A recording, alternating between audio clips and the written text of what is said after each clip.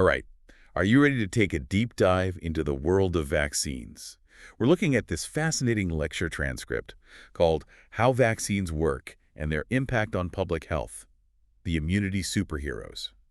It's going to be awesome to really dig into how these things have totally changed human health. Yeah, and I mean, revolution is the right word. When you think about the biggest things in public health sanitation, antibiotics, vaccines are right up there. Seriously. Sometimes I forget just how big of a deal they are. You know, the lecture transcript has this really cool analogy comparing vaccines to giving your immune system a cheat sheet before a big exam. It totally makes sense, right? You're getting your body ready to fight off all these diseases without actually having to go through getting sick. Talk about strategic training for your defenses. That is wild. So could you maybe break down how that training actually works with our immune systems? For sure. So imagine your immune system is like this two-part defense force. Okay, first you've got the watchman. That's your innate immunity, always on patrol, handling those everyday Okay, threats. I'm with you. But then, for those really big threats, you need the special forces, right? That's your adaptive immunity. This part learns to remember specific enemies.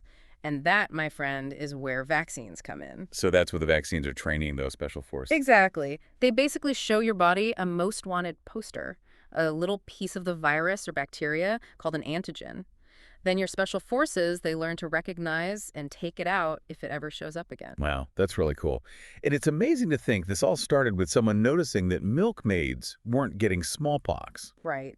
Edward Jenner and the first vaccine, what a story. Talk about a classic example of how just paying attention can lead to these huge discoveries. Absolutely. I mean, it blows my mind who would guessed that being exposed to cowpox could actually protect you from getting really sick. Jenner's a genius for putting that together back in the 1700s. His work literally changed history. We even owe him for the word vaccine. It comes from the Latin vacca, which means cow. No way. I had no idea. That is fascinating. A simple observation about milkmaids completely shifted public health. It really goes to show you how these breakthroughs can come from the most unexpected places. And Jenner and cowpox, that was just the beginning. So true. We've come a long way since then. We've got vaccines for so many diseases now. Exactly. And the science behind them has come a long way too. Remember, we started by using a weakened virus, then we moved on to just using specific parts of it. Now we've got mRNA vaccines. Oh, yeah. The mRNA vaccines like Pfizer and Moderna for COVID, those were total game changers. Could you tell me a little bit more about those and how they were developed? Absolutely. mRNA vaccines are like this crazy example of how decades of research can suddenly become super important when, well, a global pandemic hits.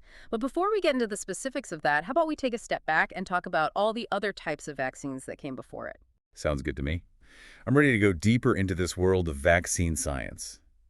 So are you saying there are all these different ways of making vaccines and they all kind of train our immune system differently? Yeah. Think of it like different training methods, right, for your body's defense force. So you've got your classic boot camp approach. That's your live attenuated vaccines. It's like giving your body just a little taste of the real deal, but without all the actual danger. So like a practice run, but controlled. Exactly. And then you've got what I like to call the most wanted poster. Approach your inactivated and subunit vaccines. They're using either a killed virus or even just pieces of it, those antigens, to show your immune system what to look out for. So instead of the whole weakened virus, you're just showing your body the important parts to look for. Exactly. And this way is generally considered safer, especially for folks with weaker immune systems, because there's just no chance of that virus, even in its weakened state, replicating or anything. And then we've got the newest approach, the mRNA vaccines. Oh yeah, those mRNA vaccines.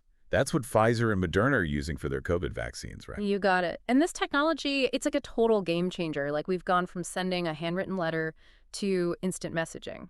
So instead of actually injecting a weakened or inactive virus, mRNA vaccines are giving your cells instructions, genetic instructions. Genetic instructions sounds kind of complicated. I know, right? It sounds pretty futuristic, but the idea has been around for decades. These instructions, they're encoded in a molecule, messenger RNA or mRNA, and they basically tell your cells to make a very specific viral protein. Remember those antigens we talked about? Yeah, those most wanted posters. Exactly. So your cells, they start displaying these viral proteins, and that triggers your immune response. It's like your body becomes its own vaccine factory. That is wild. So we're kind of like hacking ourselves to fight disease. Yeah, and it's got some big advantages. It's super fast to develop and produce. I mean, look at how quickly we got those COVID vaccines out. and they create a really strong immune response. I mean, it was incredibly fast. And, I remember hearing about this scientist, Katalin Kariko, and how she was really important in the development of mRNA vaccine research. What can you tell me about her work? Oh, Katalin Kariko, she's amazing. Her story's all about sticking with it. She spent decades researching mRNA technology, and people were skeptical, there were setbacks, but she believed in it. And look at that, now we have mRNA vaccines. It's crazy to think about. What a hero. Okay, so we've talked about how these vaccines work, but let's talk about their impact for a bit.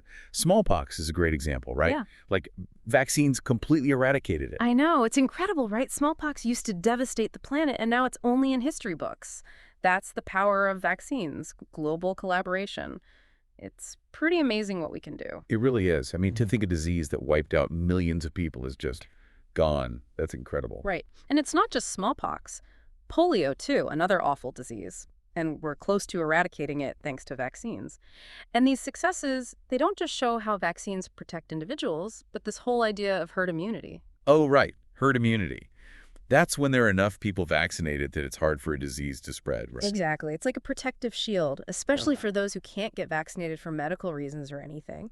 It shows how we can look out for each other. That's a great point. And speaking of looking out for each other, I know vaccines have a huge impact on the economy too, right? Huge. Aside from the fact that they save lives, which is priceless, vaccines are economic powerhouses. They cut down on healthcare costs so much because people aren't getting sick with those preventable diseases. I knew it was a big impact, but do we know how much money it actually saves?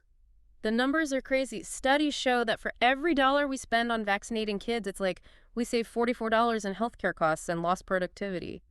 Amazing, right? $44 for every dollar. That's a no-brainer. That shows you how important vaccines are for everyone, not just individuals. Exactly. It's a win-win. You protect yourself from these diseases that can really mess you up. And it also helps our healthcare systems and economies. Everyone wins. It makes you realize how important public health is. Investing in it is investing in everyone's future. But, even with all the evidence, there are people who are still against vaccines. Why is that? It's a tough question. There are so many factors. But a big one is definitely misinformation, especially online. The internet can be amazing for information, but it's also really good at spreading stuff that's just not true, those conspiracy theories. Yeah, like that whole thing linking the MMR vaccine to autism, and it was completely debunked. Exactly. They retracted that study ages ago, and that doctor lost his license, but the damage was done. Once those kinds of claims take hold, it's hard to undo it, even if there's no truth to it. It's kind of scary how quickly misinformation can spread and what that can do, to public health. It's a huge reminder that we've got to think critically about what we're seeing and hearing, especially online. We can't believe everything we read. Talk to your doctor. Look at organizations like the World Health Organization or the CDC. They're reliable sources. Absolutely. Do your research. Okay, so even with misinformation out there, the future of vaccines seems really promising. We've got these personalized cancer vaccines now. It's like something out of a movie. I know, right? Vaccinology is always changing, and personalized medicine, that's the next frontier. It's exciting. Personalized cancer vaccines. That sounds amazing. How do those even work? So imagine a vaccine designed just for you to target your specific tumor. That's the goal with these personalized cancer vaccines.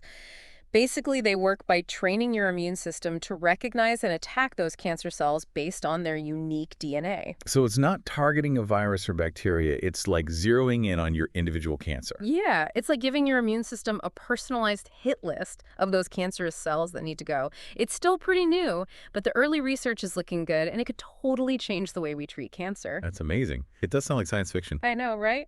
But it's real. These new vaccine technologies are groundbreaking. It makes you realize I know how far we've come. It's amazing and kind of overwhelming to think about what healthcare will be like as this stuff keeps developing. For sure. And it does make you think about who has access to these advancements and is it fair? Yeah, it makes you think, with these amazing vaccines, how do we make sure everyone benefits? I mean, it shouldn't just be for people in rich countries, right? It's the big question, for sure. We have to make sure these vaccines are available to everyone, no matter where they live. And it's not just about having enough. They need to be affordable. We've got to make it happen. Makes sense. And I bet just getting them to people, like the actual logistics of it, is a huge challenge too, right? Absolutely. A lot of these vaccines, They need to be kept at specific temperatures, and you need trained people to give them. That can be really tough in countries that don't have a lot of resources. It sounds like a really tough problem to solve. Ugh. What can we do to make sure everyone has a chance to get these life-saving vaccines?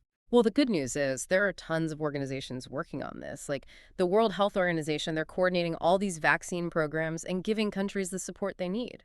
That's great to hear. So it's not just about making the vaccines, but making sure the healthcare systems are strong enough to get them to the people who need them. Exactly. It's a huge effort that needs everyone on board. And of course, education is a big part of it too. People need to know the facts. Right. We can't forget about the importance of accurate information when it comes to vaccines.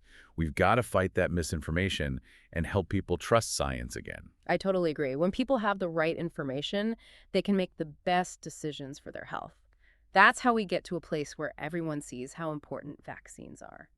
This whole deep dive has been incredible. I feel like I have a whole new understanding of vaccines, not just how they work, but the history, the science, and all the challenges we still have to face. It's been awesome exploring all this with you. Vaccines are such a testament to what we can do as humans. We never stop trying to create a healthier future. It's really inspiring. Before we go, I'm curious, what was the most surprising thing you learned during this deep dive? You know, it's easy to get caught up in all the technical stuff, but for me, it always comes back to the people. Those scientists like Katalin Kariko who dedicated their lives to this, the people who were brave enough to be part of those early trials, the healthcare workers who were out there every day giving vaccines and educating people, they're the real story. That's a really great point. Behind every scientific discovery, there are people who are passionate about making the world a better place. Absolutely. They're the real heroes of public health. Well said. And on that note, we'll leave you with this. Take some time to learn about the people behind the vaccines. Their stories are amazing. Until next time, stay curious.